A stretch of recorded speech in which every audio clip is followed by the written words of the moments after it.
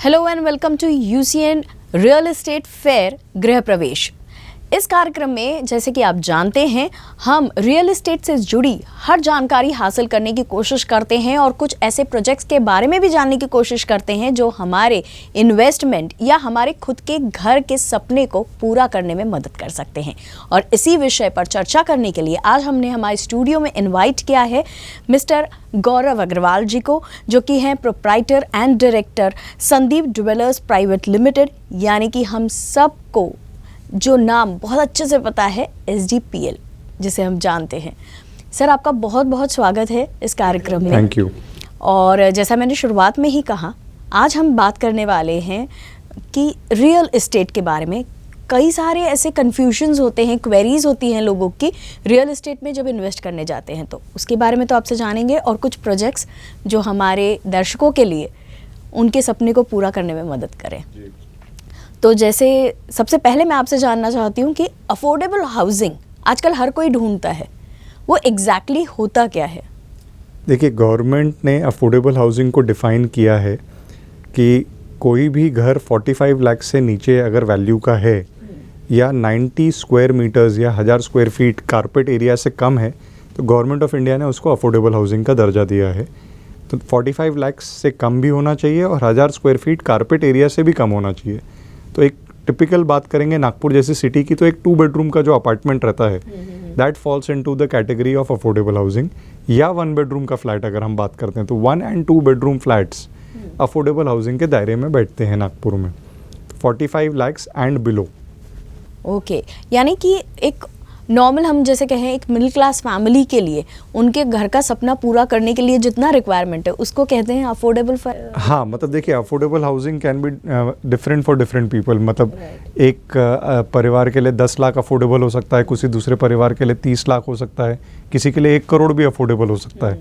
But हर किसी के लिए अलग अलग डेफिनेशन करना गवर्नमेंट के लिए भी पॉसिबल नहीं था, तो उन्होंने एक बेस बना के उसको 45 लाख और 1000 स्क्वायर फीट का एक क्राइटेरिया दिया कि ये अगर करेंगे तो most of the projects in the country जो इस दायरे में आते हैं वो अफोर्डेबल हाउसिंग में कहलाते हैं।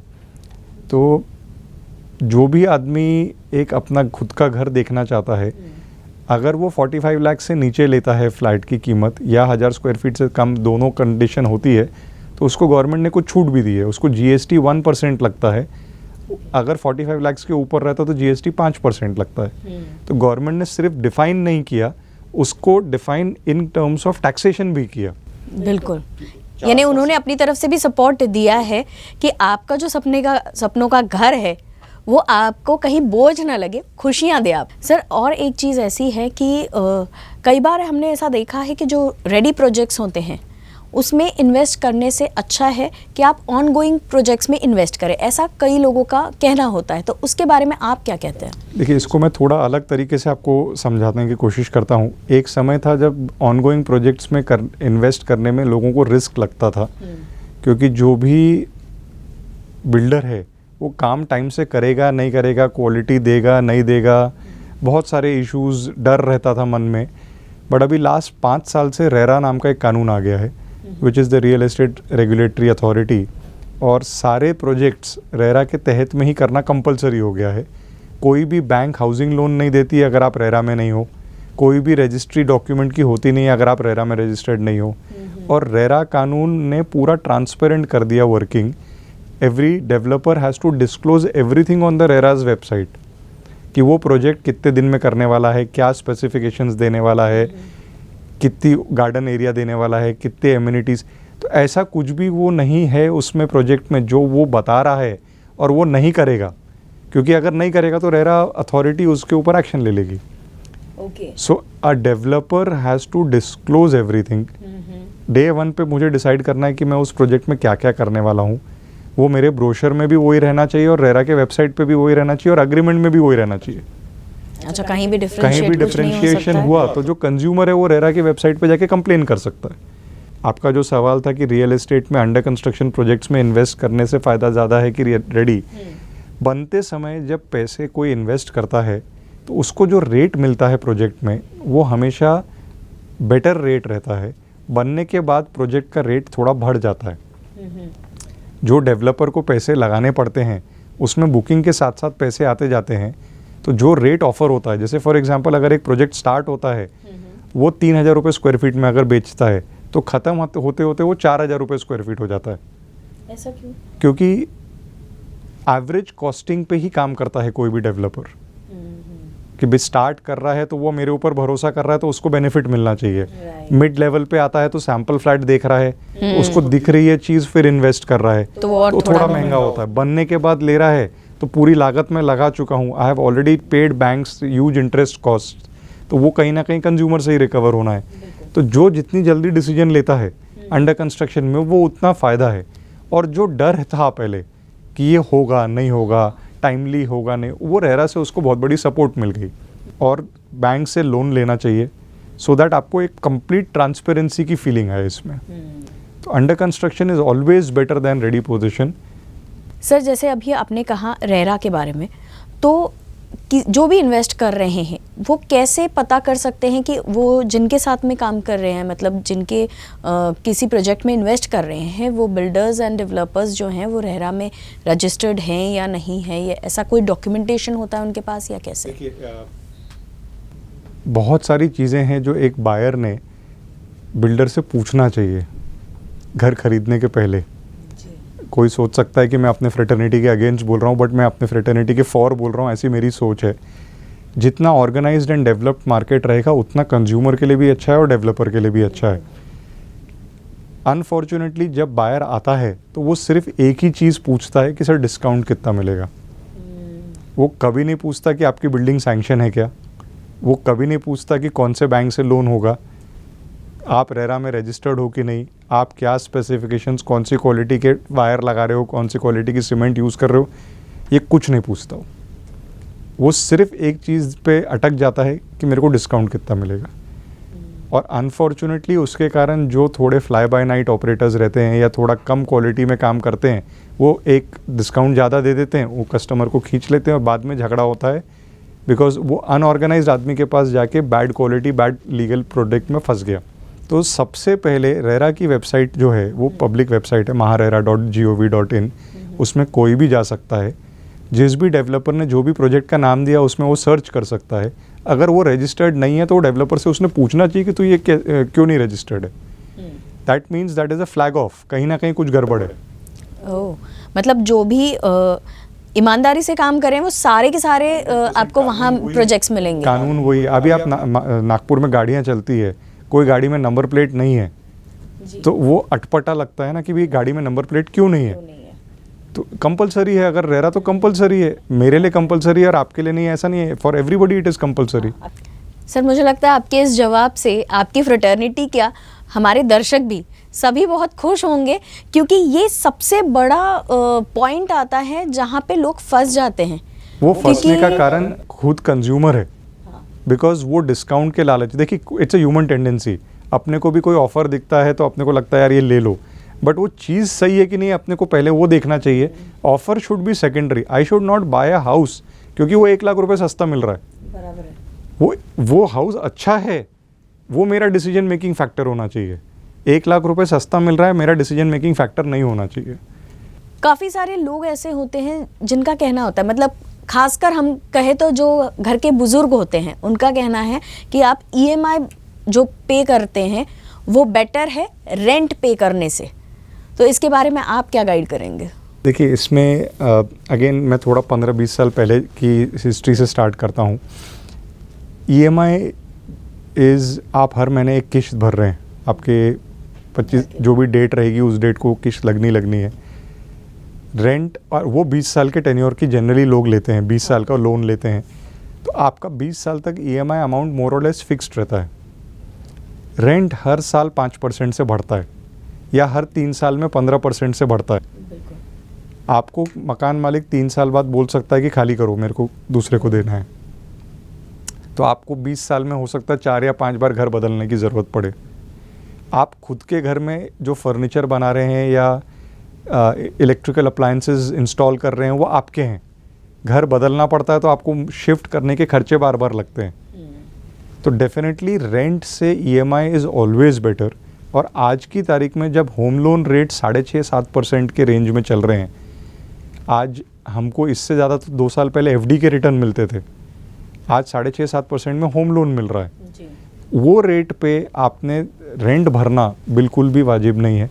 थोड़ी सी मेहनत एक्स्ट्रा करो तो EMI is always better than rent is what we ये फील। आपने बहुत क्या कहते हैं मोटिवेटिंग चीज़ कही है, क्योंकि आपको थोड़ी सी मेहनत करनी है और आपका ज़िंदगी भर का एक इतना बड़ा सपना आप पूरा कर सकते हैं खुद के बलबूते पे।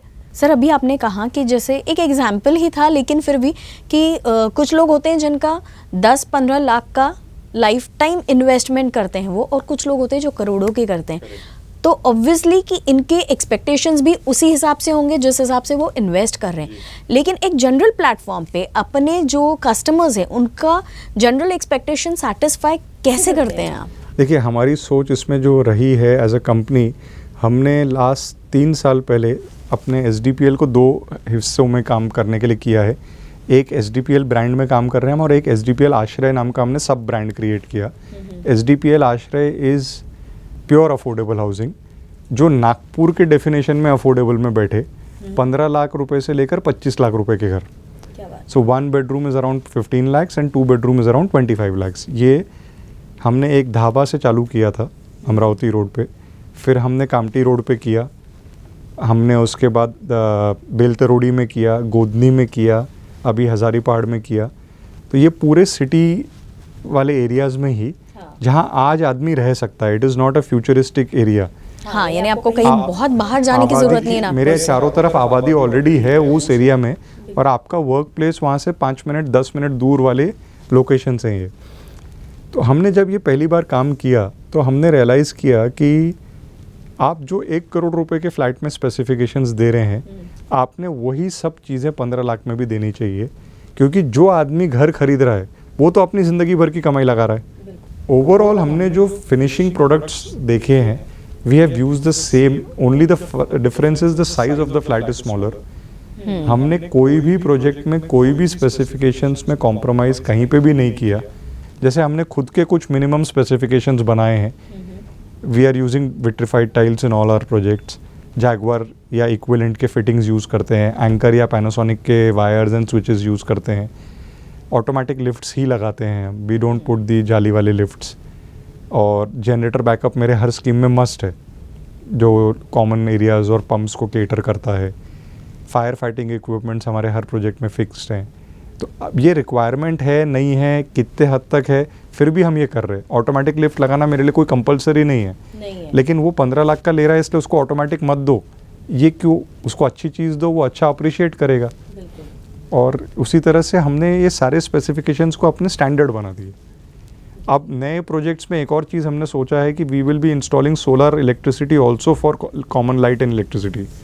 जो मेंटेनेंस का सबसे बड़ा प्रॉब्लम है, बिजली का बिल, एक सोसाइटी में आज 15-20 हज़ार 25 हज़ार का बिजली का बिल आ जाता है। तो नए प्रोजेक्ट्स जो बनाएंगे अब उसमें हम सोलर इलेक्ट्रिसिटी को इनकॉर्पोरेट कर रहे हैं। और ये आपके सारे प्रोजेक्ट्स में हम देख भी रहे हैं इतने सालों से, क्योंकि SDPL का नाम मतलब नागपुर में तो हर कोई जानता है। मतलब लास्ट 20 साल में जितने भी प्रोजेक्ट्स हमने बनाए, जिस दिन हम काम कर रहे थे उस समय जो कस्टमर ने लिया उसने ये ज़रूर बोला कि बहुत दूर है, लेकिन उसके 5 साल बाद आके बोला कि हमने बहुत अच्छा डिसीजन लिया, अब ये शहर के अंदर आ गया। सर अभी जैसे आपने बताया थोड़ी देर पहले कि आपके जो प्रोजेक्ट्स हैं वो अफोर्डेबल हाउसिंग के इसमें भी आप कर रहे हैं, और अब कुछ दिन बाद प्रधानमंत्री आवास योजना के जो सब्सिडी है वो क्लोज होने वाली है जी। ये तो उसके बारे में आप क्या बताएंगे? ये एक सब्जेक्ट ऐसा रहा, गवर्नमेंट ऑफ इंडिया ने बहुत बढ़िया स्कीम निकाली थी एक प्रधानमंत्री आवास योजना की, जिसमें वो जो फर्स्ट टाइम बायर्स हैं जिनके पास खुद का घर नहीं है, उनको घर खरीदने पे गवर्नमेंट एक सब्सिडी दे रही थी। उसको 3 कैटेगरी में गवर्नमेंट ने बनाया था, जिसमें से 2 कैटेगरी तो लास्ट मार्च में बंद हो गई। आज जो चालू है वो 6 लाख रुपए से जिसकी भी इनकम कम है, उस आदमी के पास अगर घर नहीं है तो उसको गवर्नमेंट 2,67,000 रुपये की सब्सिडी दे रही है, 2,67,000 रुपीज़। मतलब अगर आपने समझ लीजिए 12.5 लाख का लोन लिया तो गवर्नमेंट आपके लोन में से 2,67,000 रीपे कर देगी, तो आपका लोन 10 लाख के नीचे आ जाएगा। ये स्कीम मार्च 2022 में ख़त्म हो रही है। आज अगर हम बात करेंगे तो सिर्फ 40 दिन बचे हैं। तो ये स्कीम को किसी भी तरह से गवर्नमेंट से बहुत कोशिश कर रहे हैं कि बढ़े, बट गवर्नमेंट ऑफ इंडिया का कहना है कि भाई जितना काम किया ऑलरेडी हो चुका है, तो अभी तो एक बार बंद हो रही है। जिनके पास में ये ऑप्शन है कि उनका खुद का घर नहीं और उनकी 6 लाख से नीचे इनकम है, उन्होंने तुरंत ये घर खरीदने का प्लानिंग करना चाहिए, तुरंत बैंक लोन लेके डिसबर्समेंट कर लेना चाहिए, क्योंकि आपका घर आपको 2.5 लाख रुपए महंगा पड़ेगा 1 अप्रैल के बाद। क्योंकि अगर आपने 15 लाख का घर खरीदा और 2.5 लाख रुपए की सब्सिडी मिली, तो 15% की सब्सिडी, 20% की सब्सिडी मिल रही है आपको। जहाँ एक तरफ गैस सिलेंडर पे सब्सिडी हट गई, वहाँ आपको इतनी बड़ी सब्सिडी मिल रही है। तो लोगों ने इसका एडवांटेज लेना चाहिए, हालांकि बहुत कम टाइम है। सर, ये इतनी अच्छी डिटेल में आपने बातें बताई है, रियल एस्टेट इन्वेस्टमेंट के तौर पे हो या अपने घर खरीदने के बारे में, और कई ऐसे चीज़ें आपने बताई कि जिसके बारे में हम लोग सोचते भी नहीं हैं। तो एक कहीं जाके अपने हमारी आंखें खोलने की जो अच्छी कोशिश की है, वो बहुत अच्छी कोशिश रही। लेकिन जाते जाते अगर कोई एक मैसेज आप देना चाहते हैं तो क्या मैसेज देंगे? देखिए, हर आदमी का, मैंने मतलब जितनी भी लोगों से इंटरेक्शन होता है हम लोग का या जो है, हर आदमी खुद का घर बनाना चाहता है। आप जिस भी समय घर बनाने की सोचते हैं, आप हमेशा जो प्रॉपर्टी सिलेक्ट करते हैं वो अपने को लगती है यार ये थोड़ी महंगी है, अगर ये 10% सस्ती होती तो मैं थोड़ा कर पाता। अब मैं इसको उल्टे तरीके से देखूं, मैं जब लैंड खरीदने जाता हूं तो हमारी सोच भी वही रहती है जो एक बायर की फ्लैट खरीदने की सोच रहती है कि भाई थोड़ा कम हो जाए तो बेटर है। लेकिन कहीं ना कहीं हमको ये रियलाइज़ करने की ज़रूरत है कि अगर हमको मन लायक क्वालिटी, लीगैलिटी, लोकेशन, प्राइस मिल रही है, प्राइस में भी slightly 5% 7% higher, go for it, because 2 साल बाद 3 साल बाद आपको लगेगा कि आपने बहुत अच्छा डिसीजन लिया है। अगर आपकी लोकेशन, लीगैलिटी और क्वालिटी चेक्स मैच हो रहे हैं तो सिर्फ प्राइस को बेस मत बनाओ, आप कहीं ना कहीं लॉन्ग टर्म में नुकसान होगा आपको अगर आपके ये 3 चीज़ बराबर नहीं है तो। Buy the house, today is the right time to buy the house. Interest rate सबसे कम है और नागपुर में लास्ट 3-4 साल से प्राइसेस स्टैग्नेटेड हैं। अभी रॉ मटेरियल प्राइसेस बढ़ना चालू हो गए हैं, स्टील के रेट्स बहुत बढ़ गए, सीमेंट के रेट्स बहुत बढ़ गए। बहुत जल्द ऐसी सिचुएशन आएगी कि नागपुर में 500-700 रुपये स्क्वायर फीट रेट ओवरऑल बढ़ जाएंगे, क्योंकि जिसका भी पुराना कंस्ट्रक्शन चल रहा है वो कर पा रहा है, बट नया काम पुराने रेट पे हो ही नहीं पाएगा।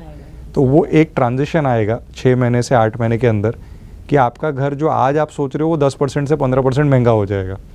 तो रेट ऑफ इंटरेस्ट बेनिफिट आज है, प्रधानमंत्री आवास योजना की बेनिफिट आज है, आपके पास पुराने स्टैग्नेटेड रेट्स की बेनिफिट आज है। तो आपका डिसीजन आज लो, पोस्टपोन मत करो, आपको फ़ायदा होगा। मतलब आने वाले आपके कल के लिए आज से ही शुरुआत करनी है आपको, और जल्द से जल्द जैसे सर ने कहा इन सारी चीज़ों के बारे में सोचिए और उसका फ़ायदा भी उठाइए। Sir, thank you so much, आप यहाँ आए और इतनी अच्छी जानकारी और इतनी खुलकर जानकारी जो आपने दी उसके लिए thank you so much. Thank you for calling me.